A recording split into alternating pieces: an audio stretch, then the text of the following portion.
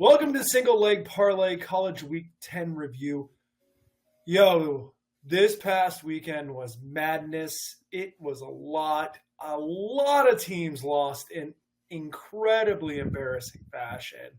We've got awards to give out. There were so many suspect teams. It was hard to just create a small enough list for us to use on this podcast. But before we get into any of that, I got my friend Sunshine here. I got my friend Al over there. I got my friend Bush Light here. Cheers. Cheers.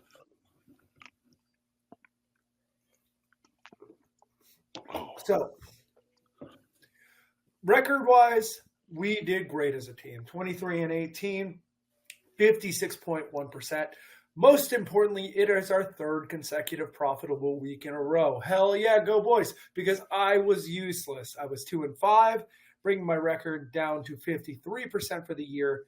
But Al and Andy were on one. 6-3 for Al, 11-5 for Andy.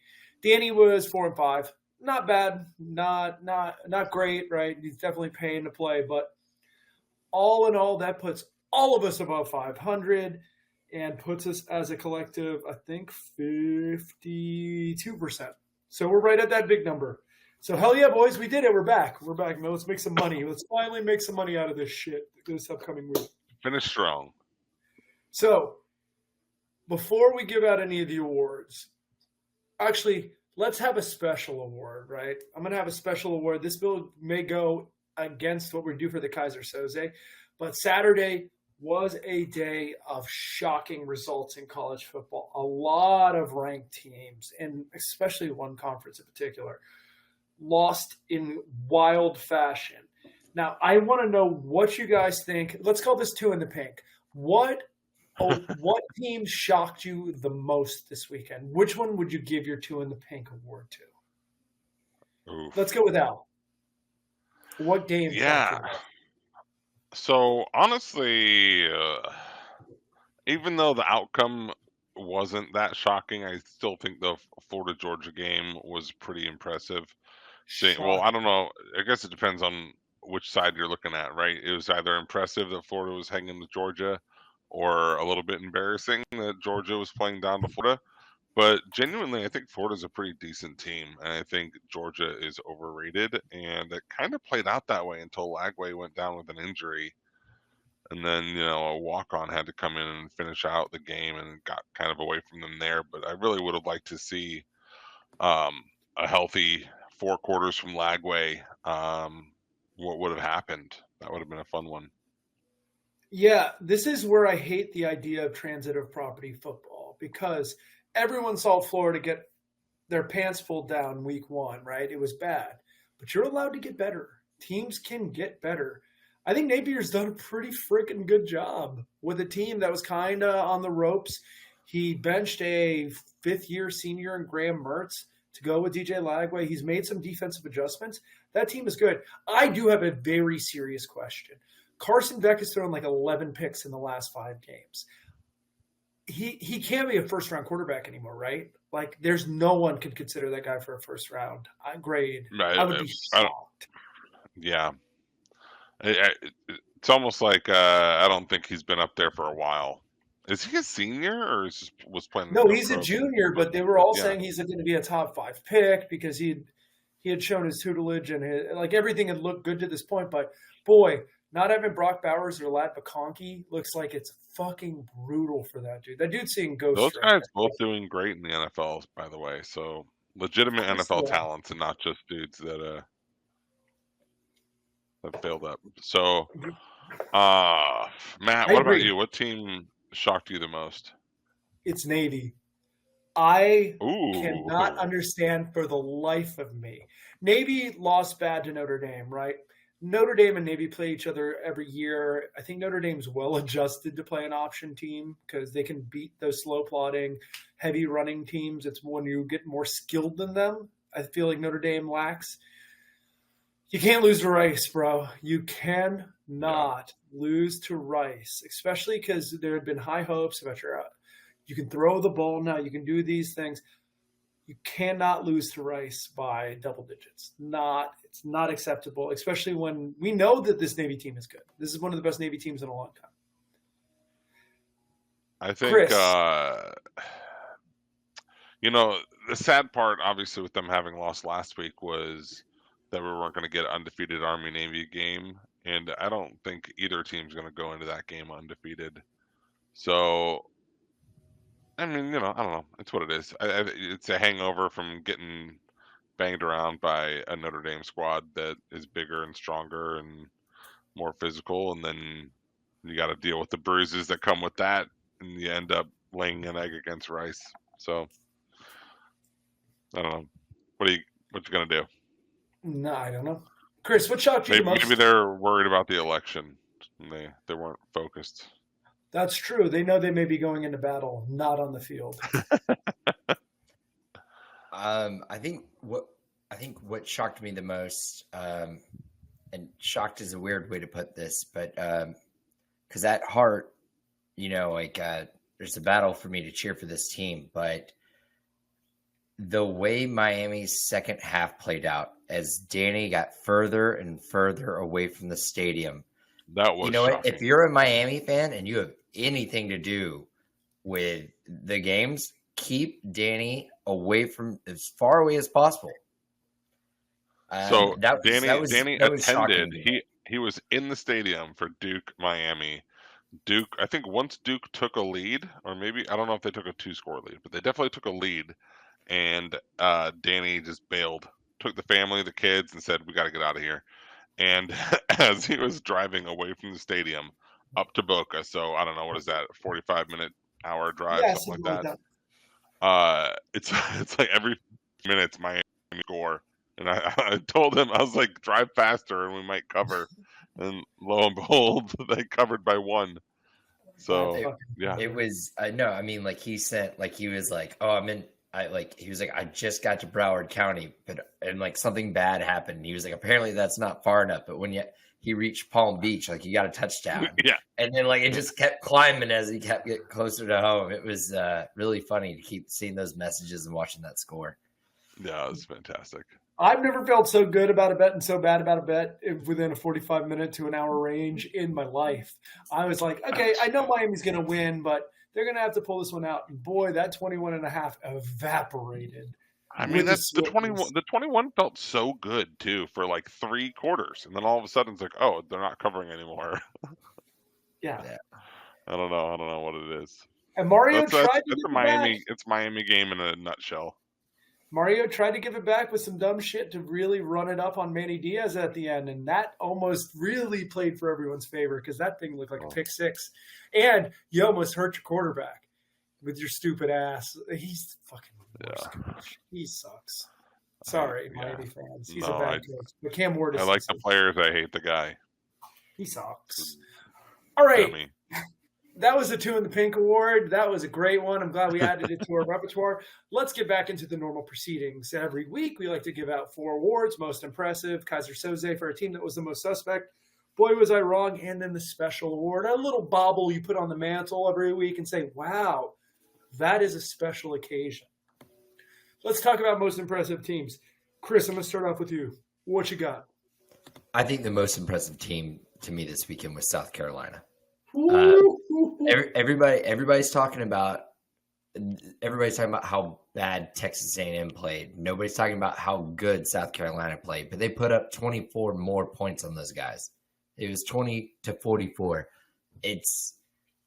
That impressed me. I mean, I don't know the name of that field, but supposedly South Carolina is a tough place to play, but it hasn't been for some time, maybe. But it was this last you got to have weekend. a tough team to have a tough place to play, right? Yeah. But yeah, that came out of nowhere. Talk about a shocking. I couldn't believe it. Williams-Brice Stadium is the name of the stadium, but I could not believe that was the result. I was shocked. Oh, I loved it. It was awesome. Here's some fun facts. South Carolina, not known for having a very good offense this year, had 530 total yards. Texas A&M's 350 yards. Same numbers, but order really matters there. 530 is bigger than 350. Yeah. They had 7 more first downs, 4 fewer penalties, 1 fewer punt. They did not throw an interception to Texas A&M's 1 interception. The time of possession was exactly the same. South Carolina just went out there and beat their ass. Like, no equivocations, no luck, none of this bullshit. They went out there and kicked their ass. And good on South Carolina. Yeah. But that goes into that Saturday, Bloody Saturday concept because that was brutal. Saturday, bloody Saturday. Yeah, man. It was tough. Al, who impressed you the most? Yeah, I'm going back to the Gators. I guess we kind of already tackled the majority of it, but I kind of want to lay out the remainder of their season. And this is assuming that Lagway is healthy going forward. But, they're going into Austin and playing Texas this week. And I think it's probably fair to say that one's going to be a loss, right? But tell me they can't hang in these next 3 games. They host LSU, they host Ole Miss, and they go to Florida State. And I mean, am I expecting them to win all 3 of those? No. Am I expecting them to win one of them? Yes. Oh, yeah, the last Can one. they win 2? I think they could probably win 2. I think they can upset one of these ranked teams. It does feel like Florida's bowling at this point. I would guess they would go bowling. I know they may be dogs, and they're definitely dogs at Texas. They'll be dogs at LSU and Ole Miss. They'll be dogs in all the games except FSU, right? But they're definitely not dogs in that one. Yeah, but I guess my point is I don't think LSU and Ole Miss. Well, not that they're not good teams. I think I can see Florida not only hanging but beating each of those teams. So I'm pretty sure they'll get a win against one of them. Yeah, I really think Billy Napier has done a pretty solid coaching job. It's maybe his finest coaching job in his career. I don't know if it'll be good enough to keep his job, but from the expectations in week 1 and everyone firing him and he played really shitty, he's done pretty fucking well since then. So I would say I'd say he's more safe than on the hot seat right now. I don't think any Gator fans I can hear are calling for his head. I think Lagway, making them switch to Lagway and having Lagway actually look like a stud has kind of given him second life, right? Yeah. Because if you cut ties with Napier, Lagway's gone. He's not sticking around for the next guy. Yep, it's time to back up the Brinks truck on that NIL deal and make sure Lagway does not leave. Because he was a popular choice to go to Texas A&M. There were a lot of rumors that may happen. So I agree. I think this Florida team has been awesome. Considering the expectations, I think they've been great. And that really hurts my soul to say. My team was SMU. SMU schedule, they have 1 loss. Early in the year, they lost at BYU. Everyone was like, "Oh, not a great loss."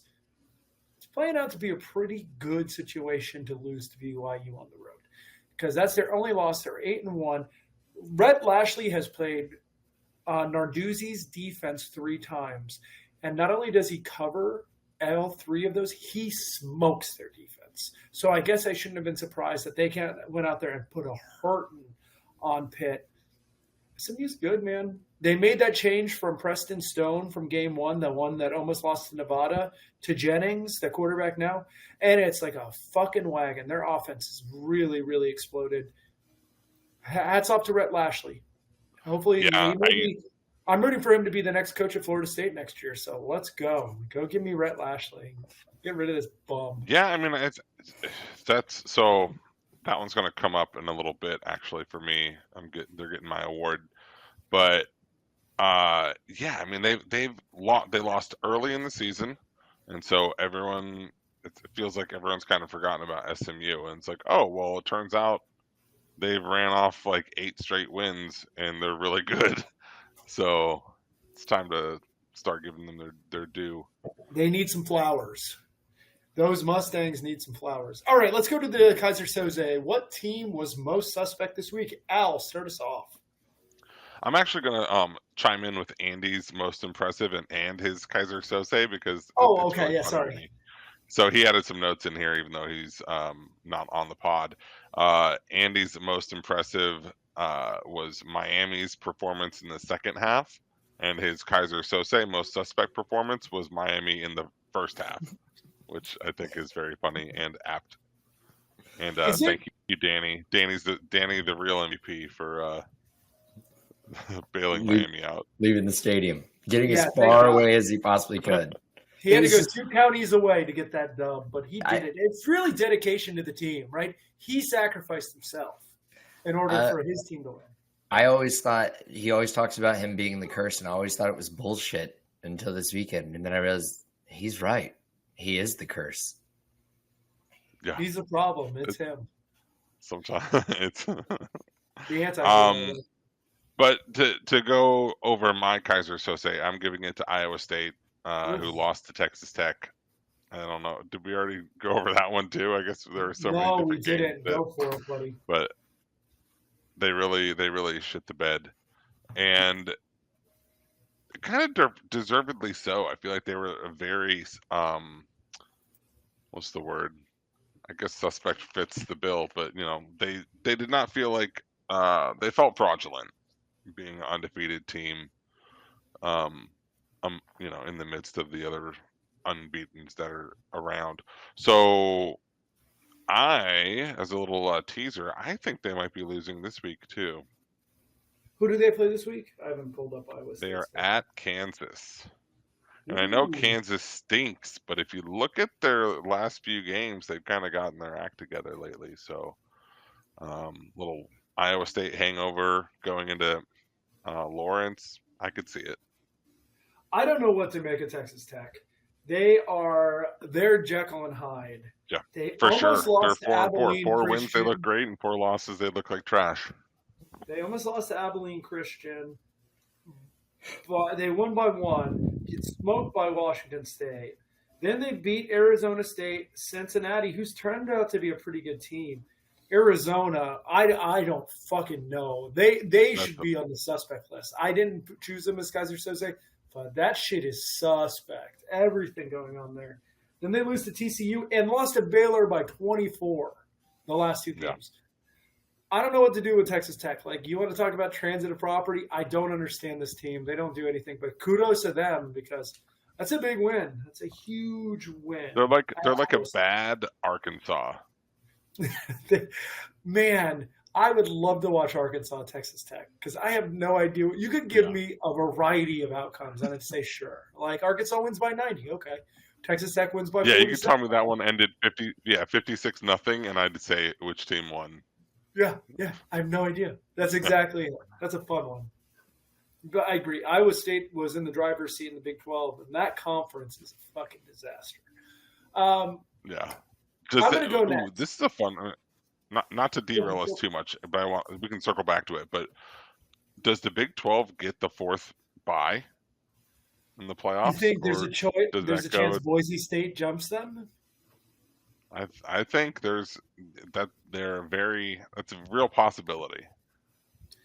I think at this point, I'm not sure the Big 12 conference champion is strong enough to earn a bye. So if BYU wins out, I think they get it. The Big 12 gets it. Yeah. I think Iowa State's going to lose another game.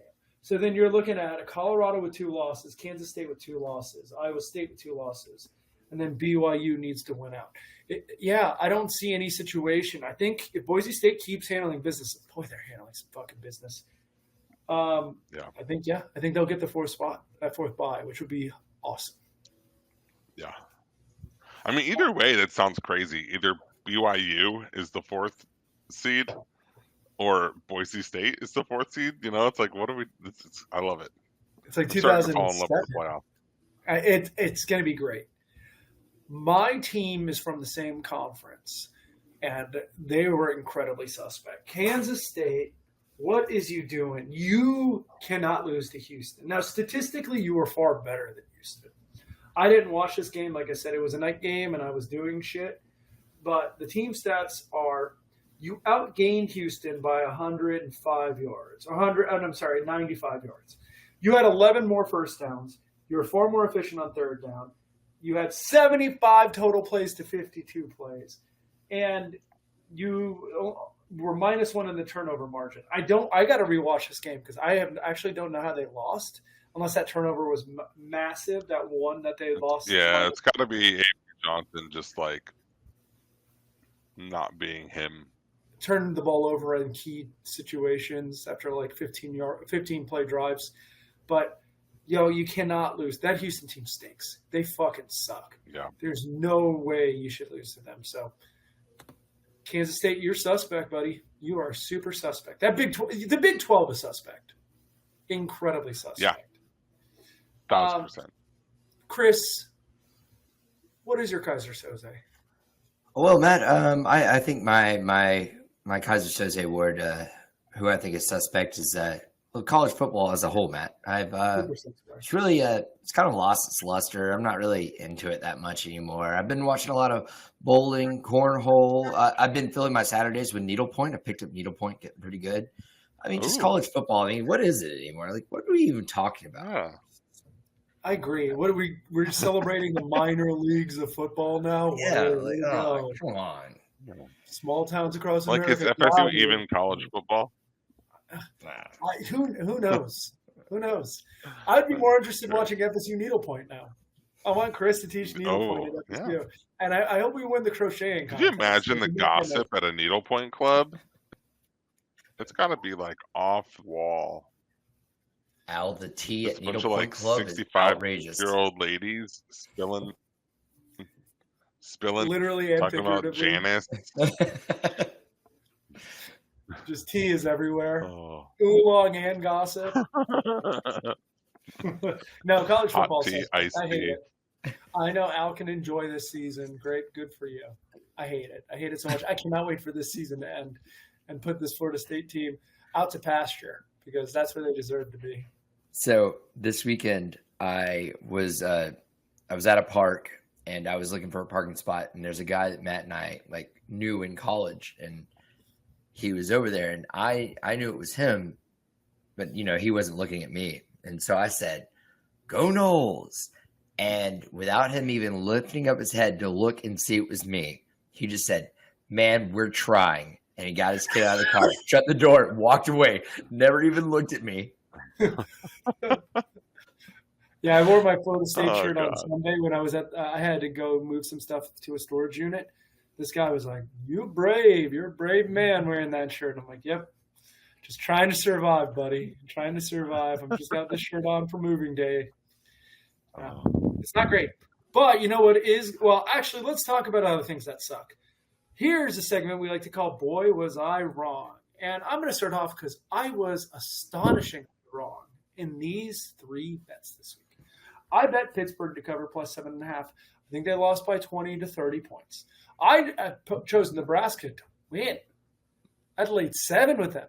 Al said, "Don't do that. You should take UCLA money line." He was right. I was very wrong. And then I bet Auburn like a fucking idiot, even though I know of the backstory of Diego Pavia, huge Uncle Kill guy, love all of it. But I was like, yeah, I think it comes to an end. Nope, incorrect. I'm an idiot and I stink at this. So I was wrong. Chris, you were not wrong at all. You were charming as ever. You enjoyed your Saturday with some needlepoint, some macrame, and you didn't watch college football. And I'm proud of you. Al, how are you wrong? Yeah, so I bet Arizona +6.5. I thought I felt pretty good about it. I was like, UCF, they haven't impressed all season. It wasn't until about 20 minutes before kickoff when my buddy John, who is a UCF alum, pointed out to me that this was the space game for UCF. That is the one in which they wear their alternate uniform. That's usually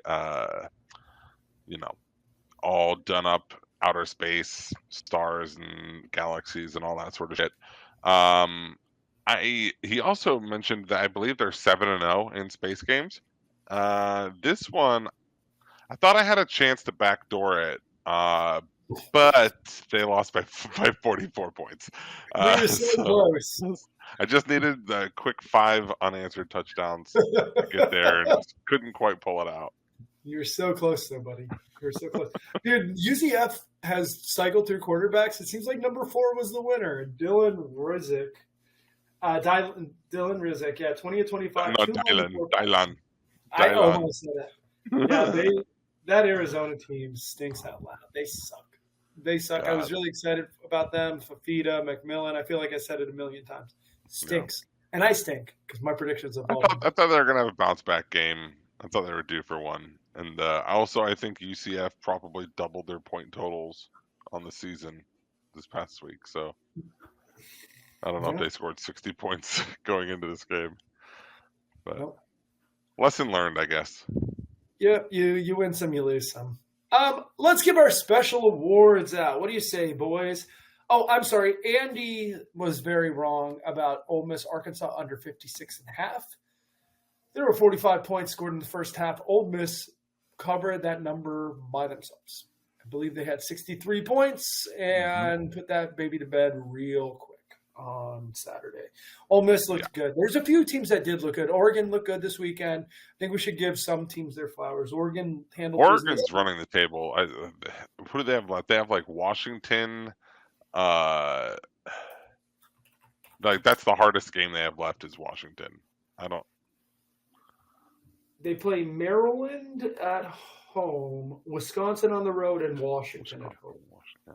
Man, Wisconsin sucked this weekend. Yeah. Man, there were so many performances that were head scratching. Wisconsin losing 42-10 to Iowa. This season's a weird one. I don't know what to do. The playoff is going to be great, I think, is what I've realized, because the playing field has really been leveled in weird ways. Yeah. Al, want to start us off with your special award? Yeah. So I'm giving an award out for cat sitting. It's going to go to SMU for babysitting the Pitt Panthers.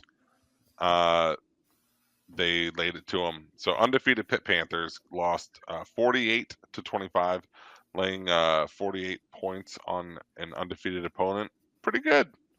And as we mentioned before, their only loss is to undefeated BYU, which they lost 18-15. They kicked 5 field goals in that game. And I think just simply reviewing the box score, it seems like they probably left a lot of meat on the bone on that one. They probably should have won that one too. So SMU's, I think they're starting to turn some heads. Maybe I'm late to the party here. Maybe everyone else is already well aware of the potency of SMU, but I think they might be playoff bound. I think it's important to know that in that SMU game against BYU, it was like Jennings' first game at quarterback. And I think he was going on and off with Preston Stone. And from that game forward, he's been the starting quarterback. Yeah. So they tested some things out. They're a little baptism by fire. But, boy, that has played out very well for SMU. Chris, what is your special award? My special award is the Anchor Down Award. I'm giving this out to the entire team of Vandy. They are playing completely different football than they were last season. It's been a lot of fun to watch this happen to this program. And their story, like the story with the players and Jerry Kill, it's a fantastic story going on. I mean, last year they were 0-8 in the SEC, and right now they have 3 wins in the SEC. They didn't see that coming. So, nope. Anchor down. Oh, yeah. Anchor down indeed. Good for Diego Pavia, our favorite son on this podcast. My award is going to be in the similar game. I'm going to call it the Clap Back Award. So in 2003, Brian Longwell, linebacker for Vanderbilt now, was scheduled to be an Auburn commit, right? And he had committed. He was really excited to join Auburn. And then he got a message from a staffer at 6 a.m. on Christmas morning that says, "Hey, sorry, buddy, we're not going to take a linebacker in this class." Let me get the exact tweet. "Hey, Brian, I'm sorry, buddy. We're not going to sign a high school linebacker in this class more than likely. You're a great player with a bright future. Hope you and yours have a Merry Christmas." Hope you and yours have a Merry Christmas. Brian Longwell, after having a very good game against Auburn, just sent a tweet back with the screen cap of that and just says, Merry Christmas with a present. Oh, Hugh Freeze. That's amazing. You deserve all the dumb bullshit that you've gotten. You've lost to Diego Pavia thrice now. Thrice at 2 different locations. While Diego Pavia has been at 2 different schools. And this is just the coup de grace. This is just like a mini meal when you got that little bit of hunger and you need something to carry you. This is just it. Well, So congratulations to the Clapback Award winner, Brian Longwell. You did it, buddy. That's a hell of a response. that is so good. All right, Al, you want to walk us through some of these bullet points you have on here? Yeah, I was just thinking, like, how fun would it be to have 3 ACC schools in the playoffs? Because these are some pretty fun ACC teams in Miami, SMU, and Pitt. Those are the 3 undefeated or 1-loss teams in the ACC that could potentially make the playoffs. And I'm not going to say that any of those teams are capable of winning the whole thing, but they're definitely teams that are like good enough to, at least offensively, to be a thorn in some team's side. I want to know if there's a Miami SMU ACC title game. What's the over/under? Because I think it's got to be 70. I think it's got to be like That a even feels big low. ass number. The both Like teams 85. both teams score at will. Miami cannot stop anyone. SMU cannot stop anyone. That game is going to be awesome. Get your popcorn out. Come be ready. Yeah, I think the ACC is really showing something, and it's interesting without the traditional powers. Miami is a traditional power, but not Clemson, not Florida State being involved, but having SMU, Pitt, Louisville kind of fucking around and still being really interesting. And we didn't even talk about Clemson. That's something. Yeah, because they're the least fun. Fucking yikes on Shocker Saturday, Bloody Saturday weekend. Yeah. God almighty. You guys were getting booed by your own fans. But yeah, I think the ACC kicks ass. As ACC truthers, I'm a huge fan. Huge fan of the ACC. Love it. And then, so one other thing. So the playoff committee is going to be putting out rankings starting next week. I wanted to discuss what might be the most fun combination of teams to make the playoffs. So maybe a good way to do this would be, is there any one team that has a realistic shot at making the playoffs that you want to make a case for, just out of the pure fun of it? Because for me, I think it would be the one that involves the fewest SEC teams. All these SEC teams are pretty boring, I think. Yeah, so Georgia is currently number 2 in the AP. Texas is 5. Yeah. Okay, let's talk about this. Tennessee's lost a game. Indiana has not lost a game. I actually think Indiana's schedule is probably pretty comparable at this point. Why the fuck are they ranked below Tennessee? I need more Signettis. I need some Marlboro Signettis in my life. I need more Signettis, less Rocky Top for sure. Would you root for Notre Dame if it keeps the SEC teams out? No. Absolutely not. No. Let's Chris, see. what are your thoughts? Absolutely, I would. I mean, it like they've dominated the college football playoff as it's been so far. Yeah, I would love for the first 12 team one to have to like leave them out. Like, let's box them out, guys. Hell yeah. I'm watching. I mean, I love SEC football, and I'm watching this bloodbath go on, getting some two lost teams in there. I'm like, hell yeah, I'm here for it. Yeah. If it's me, I want Boise State in. I want SMU in. I want BYU in. I want Indiana in. Like, give me all these teams that are playing legitimately really good football, that are the teams that are going to be in reality, they're going to be fighting it out for like one spot. No, I want all of them in. I don't need to see Tennessee. I don't need to see Penn State. I don't need to see LSU or Ole Miss or Texas A&M or any of these 2-loss SEC teams. They can all get bent. Give me. There should be no 2-loss teams Yeah, maybe Army. There should be no What? 2-loss teams in the playoffs. Guys, we're missing a potential conference champion from this conversation. How about Washington State? Why not Washington State? They're gonna probably win the Pac-12 this year. They're 7-1. They're actually playing legitimately good football. Like, all jokes aside, but The the fact that Pac-2. The Pac-2. I believe they're in the Pac-12 conference right now. Thank you. The 2-pack. The 2-pack. It's a Pac-2. They got Utah State coming up. Funny, I thought 2-pack was an East Coast guy. 2-pack's always been West Coast, buddy. Always. Oh, Two-pack's right. always been West Yeah, Coast. that's my bad. I totally fucked that up.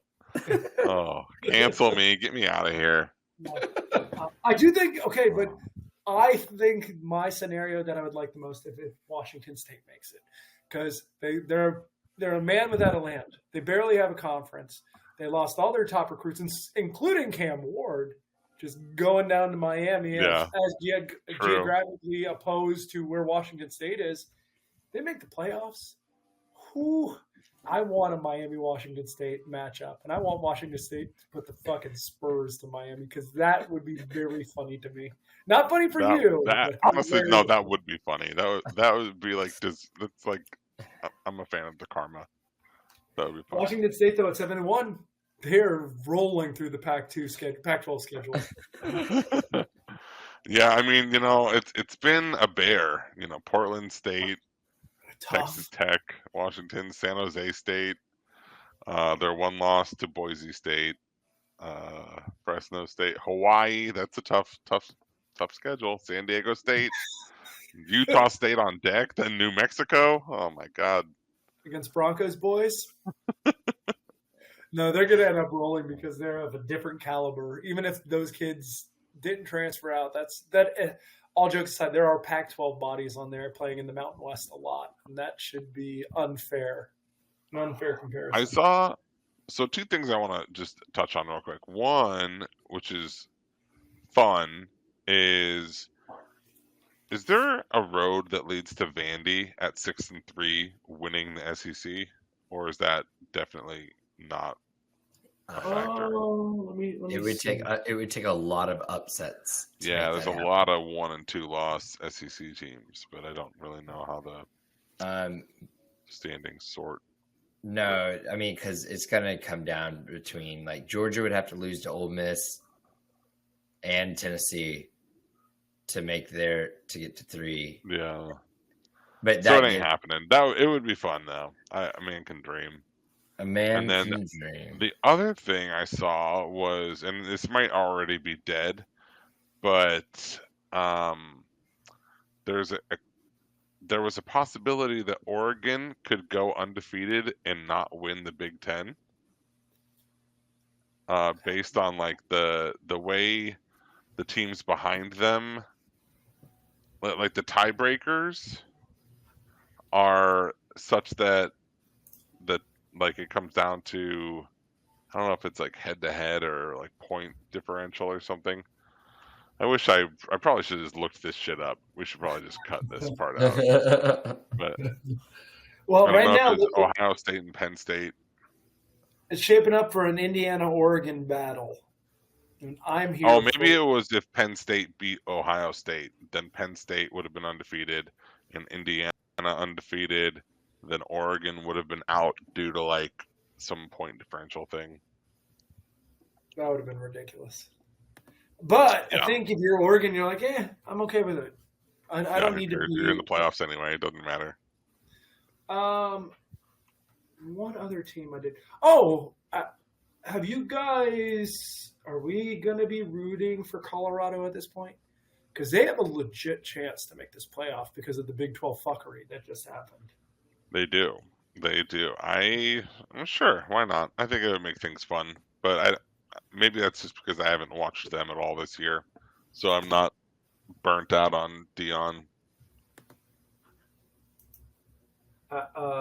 Chris, do you have a thought on this? Are you rooting Colorado? 4-1 in conference, 6-2 overall, 20th ranked Colorado Buffs. Yeah. Hey, let's get them in there. Hell yeah. That knocks out an SEC team. Let's do it. That Love it. is ideal. Shador Sanders, Coach Prime for the SEO wagons out there. Hashtag. Guys, today's a big day. It's Tuesday, November 5th. I know we're going to all make big decisions tomorrow. And I think this is a really big time in America because which MAC game are we going to watch, right? We have 2 MACtion starts on Tuesday. Nothing else really big is happening November 5th on this Tuesday. Nothing else really happening. What are you going to do on a random Tuesday in November, right? Like pop on some MACtion, maybe double screen it. There's nothing else to watch. Put some pizza money down on CMU money line and prepare for all of the craziness to ensue.